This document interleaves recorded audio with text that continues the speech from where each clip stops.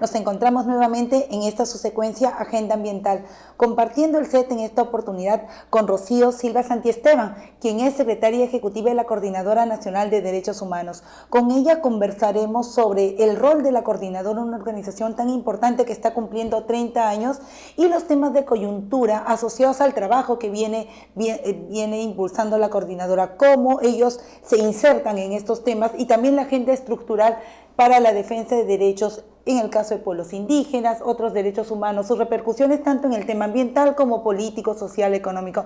Rocío, bienvenida.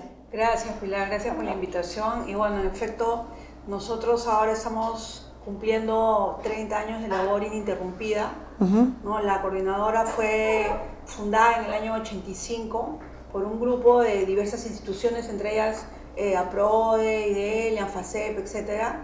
Y bueno, comenzó a funcionar ya con una secretaría ejecutiva a partir del 87, pero en verdad desde esa época digamos, la urgencia que hubo fue de diferentes organizaciones de activistas de derechos humanos para poder tener una institución que pueda articular, ¿no?, las diferentes propuestas en las diferentes partes del Perú, ¿no? Sobre todo en ese momento en las zonas más duras, ¿no? Huancavelica, Ayacucho, Huánuco, ¿no? En la zona del Guayaba, ¿no?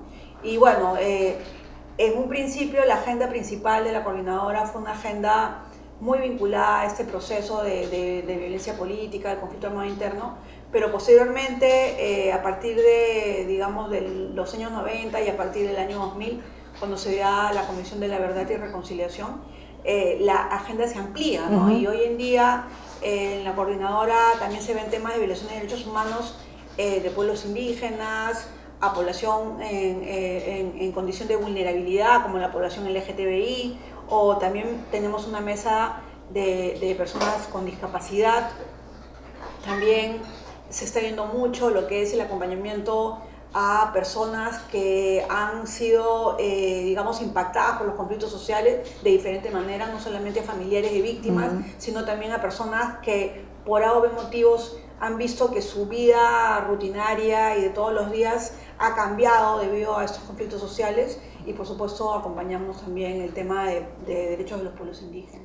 Con relación a estos últimos temas, el rol efectivamente que ha jugado la coordinadora ha sido muy importante y crítico en algunos procesos donde han habido conflictos sociales, donde también ha habido casos de criminalización de la protesta y donde era muy necesario asegurar derechos humanos, derechos colectivos, entre otros. Cuéntanos un poco sobre algunos casos o experiencias que hayan tenido y que les parezca relevante, que dejan además lecciones aprendidas al país de cómo enfrentar estos procesos.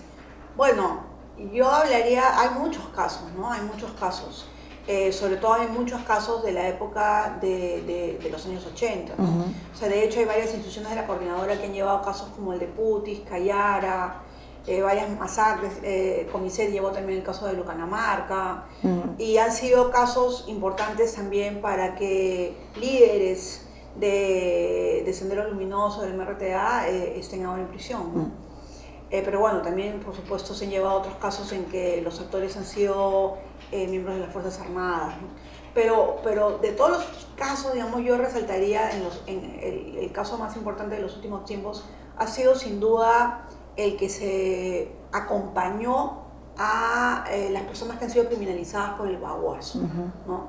El juicio de la Curva del Diablo comenzó en mayo del 2014, son 54 personas procesadas, y son varias instituciones de la coordinadora que están articulando para apoyar, no solamente de manera legal, con abogados que están, digamos, defendiendo a algunos procesados. Por ejemplo, Norbert Mondragón de COGDEF en Chiclayo está llevando el caso de Santiago Manuín.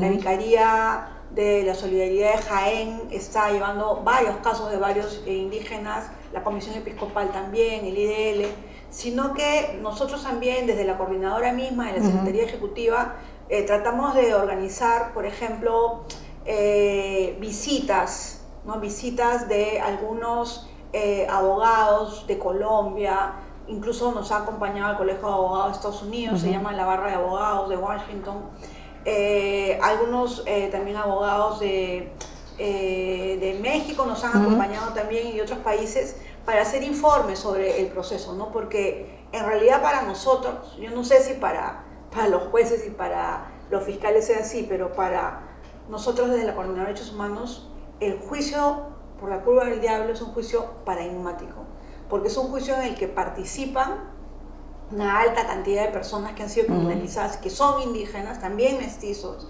pero estos indígenas no solamente hablan otra lengua y tienen otras referencias culturales. Claro, lo cual complejiza también el proceso, ¿no? O sea, asegurar traductores, asegurar que se lleven en condiciones en las cuales en los procesos, las preguntas, las idas, la vuelta, la investigación, refleje genuinamente lo que ha pasado. Entonces, si no se asegura un derecho a la defensa, ¿cómo se asegura que el proceso sea idóneo?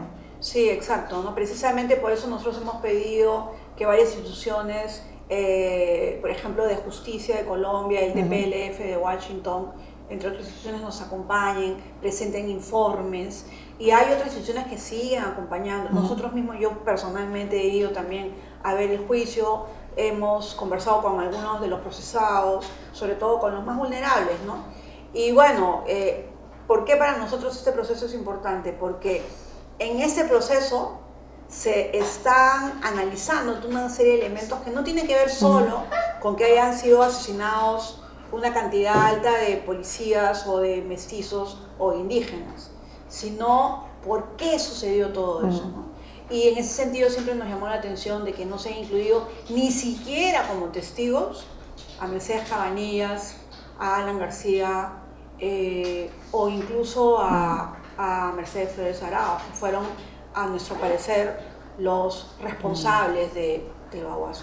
Rocío, sobre este mismo, y además de estos, digamos, de esa línea, ustedes también han estado viendo temas asociados que, como por ejemplo la participación, ahora que hablas sobre debido proceso, han tenido también una influencia con esa organización y con otras en análisis sobre procesos de consulta a partir del grupo de trabajo de pueblos indígenas, han influido también en varias políticas públicas, ¿no? Entonces hay un rol también de la coordinadora sobre eso. ¿Qué nos puedes comentar brevemente sobre esa influencia también para no solo en estos casos, sino el desarrollo normativo? Ah, claro, por supuesto. O sea, lo que a nosotros nos interesa no es, digamos, cuando la bomba ya reventó, sino precisamente tratar de dialogar con el Estado peruano, plantear algunas propuestas, plantear propuestas normativas, plantear propuestas de protocolos, plantear propuestas de recomendaciones, etcétera, ¿no? En ese sentido yo creo que nosotros también desde la coordinadora estamos bien apegados a las recomendaciones de la Comisión de la Verdad y Reconciliación. Una de las principales es precisamente que haya un acceso a la justicia equitativo, ¿no? Sobre todo de la población más vulnerable, que es la población que no es hispanohablante, ¿no? Sino que habla otro idioma. Rocío, nos vamos a un breve corte. Amigo, nos vamos a un corte y regresamos con Rocío para continuar esta conversación y hablar también sobre el plan de derechos humanos, entre otros.